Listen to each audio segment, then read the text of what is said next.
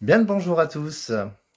Alors, comme vous avez pu le constater, pendant le confinement, sur mon compte Facebook, j'ai mis beaucoup de photos de cuisine. J'ai beaucoup cuisiné, j'avais beaucoup de temps, comme tout un chacun, et notamment ce qui concerne le pain. Alors, il existe plein de recettes de pain sur internet, bien évidemment, mais moi, je vais vous donner ma recette aujourd'hui, qui est une recette que j'ai trouvée et qui est très rapide et très facile à réaliser, qui demande très peu de préparation puisqu'on est en 15 minutes plus 5 de montage. Et vous allez voir, c'est super simple. Je sais que certaines et certains d'entre vous voulaient cette recette, donc aujourd'hui, je me lance et je vous la donne. Il vous faut les éléments suivants. Alors, on commence tout d'abord par préparer un verre doseur avec 40 centilitres d'eau. Et dans ces 40 centilitres d'eau, on va basculer la moitié d'un cube de levure boulangère. Alors, pour information, les cubes de levure boulangère qu'on trouve dans le commerce font 42 grammes. Donc là, pour la quantité de farine à 700 grammes, on y reviendra plus tard, je pars sur la moitié d'un cube, c'est-à-dire 21 grammes. Donc, je vais dissoudre mon cube de levure boulangère dans les 40 centilitres d'eau. Une fois que mon cube est dissous, eh bien, ma foi, je patiente 15 minutes, le temps que la levure s'active. Pendant ce temps-là, eh ben, je vais préparer ma farine. Donc moi, la recette que je vous donne, c'est pour des gros pains. Donc là, on part avec 700 grammes de farine, à laquelle on va rajouter à l'intérieur du sel et de l'huile d'olive, mais pas en n'importe quelle quantité. Donc le sel, je vais rajouter une cuillère à soupe que je vais verser dans ma farine et que je vais bien mélanger. Pourquoi? Parce que le contact de la levure boulangère fraîche et la farine ne va pas puisque le sel tue la levure. Donc il faut bien mélanger le tout. Après ça, je rajoute 2 cuillerées à soupe d'huile d'olive, on peut être un peu généreux, et après vous mélangez le tout, bien évidemment. Une fois que tout ça est mélangé, donc on voit effectivement quand j'ai fait ma préparation, là on peut avoir des petits grumeaux, mais c'est tout à fait normal, c'est pas un souci, étant donné qu'on va passer par le robot par la suite. Au bout d'un quart d'heure, une fois que ma levure a gonflé, monté, ça fait pas forcément des bulles, mais au moins ça agit.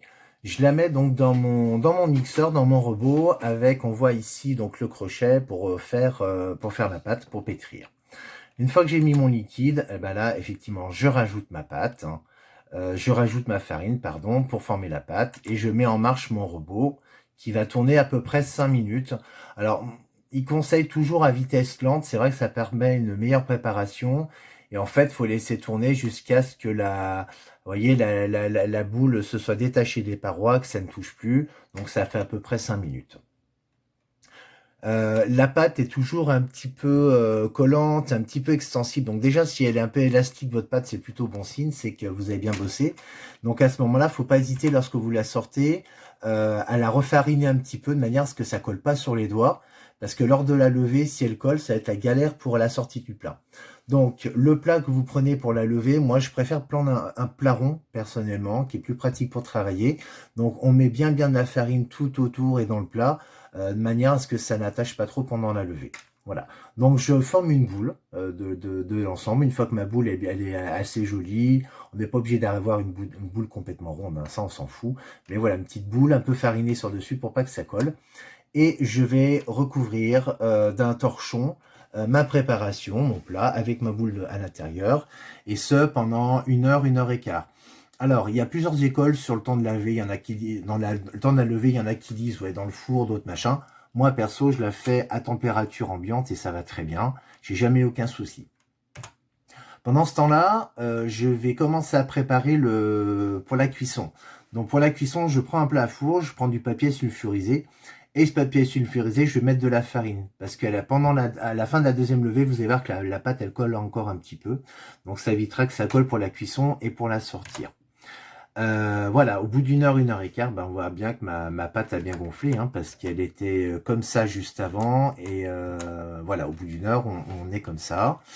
Donc du coup, ma pâte, là, elle est gonflée d'air. Donc qu'est-ce qu'on va faire? On va la dégazer. Dégazer, c'est tout simplement chasser l'air de la pâte. Donc j'appuie carrément sur la boule et je chasse toute l'air à l'intérieur. D'ailleurs, de temps en temps, on peut entendre des plis, des trucs comme ça. Et une fois que ma pâte est dégazée, c'est là que ça commence à devenir intéressant et que le pain va prendre forme puisque je vais commencer à mettre en forme mon pain. Donc voilà, après c'est vrai que je le fais toujours dans la farine parce que ça permet vraiment d'avoir une pâte qui se tienne bien. Donc à ce stade de la mise en forme du pain, si vous voulez comme moi rajouter des choses à l'intérieur, vous pouvez. Moi dernièrement j'ai fait avec des lardons, c'était très bon. On peut mettre plein de choses, on peut mettre des légumes, on peut mettre du saucisson, du chorizo, enfin ce que vous voulez. Ça peut être des choses très sympas. Sinon on peut le laisser tel que bien évidemment. Et là petit à petit je mets mon pain en forme. Donc voilà, ce qui sera à peu près la forme finale de mon pain. Moi, j'aime bien faire des petites fantaisies, donc j'ai fait plein de petits picoux, plein de petits zigouigouis comme ça, tout le long, voilà, en découpe, qui vont faire la forme à la fin de la cuisson, vous verrez en phase finale. Une fois que ma pâte est mise en forme et dégazée, eh bien, je la recouvre à nouveau et je la laisse lever 1 heure. 1 heure plus tard, voilà le résultat, donc on voit bien par rapport à la taille d'avant, on était un truc tout mince, et là, ma pâte, elle a regonflé, elle est prête pour être enfournée au four. Alors, en termes de cuisson, il est très important de faire préchauffer le four à 250 degrés. Ouais, j'ai bien dit 250 degrés pendant...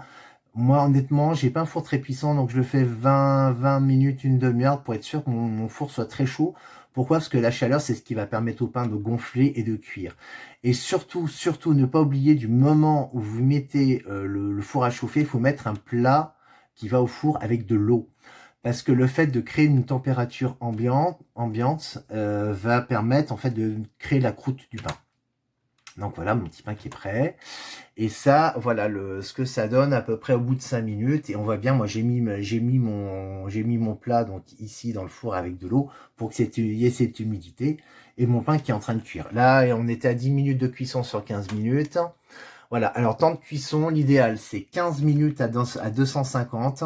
Et après, vous baissez à 180 pendant 7 minutes, 8 minutes. Après, tout dépendra de la température de votre four. Et là, mon pain, eh ben, il est terminé. Il n'y a plus qu'à déguster. Voilà. Allez, je vous donne une dernière info. Donc, la dernière info que je voulais vous donner, c'est que cette recette, elle est valable également pour préparer la pâte à pizza. Donc, au lieu de mettre en fait 40 centilitres d'eau, vous mettez 20 centilitres d'eau et 20 centilitres de lait. Mais par contre, la différence, c'est que vous faites lever qu'une fois, donc 1 heure. Au bout d'1 heure, effectivement, vous dégazez votre pâte et après, vous la garnissez comme vous voulez, vous mettez vos pizzas au four. Pour info, cette recette que je vous ai donnée pour le pain, elle est avec 700 g de farine et 40 centilitres d'eau.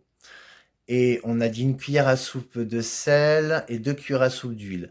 Vous pouvez très bien la faire à la moitié, c'est-à-dire 350 g de farine, une cuillère à café pardon, de sel et 1 cuillère à soupe d'huile.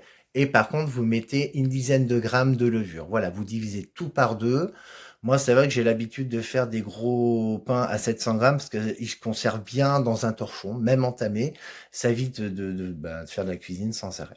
Voilà, j'espère que ce petit tutoriel vous aura plu. J'ai essayé de faire au plus rapide. N'hésitez pas à me laisser en commentaire vos impressions et puis pourquoi pas vos réalisations en photo. Et puis je vous embrasse et vous dis à bientôt. Salut!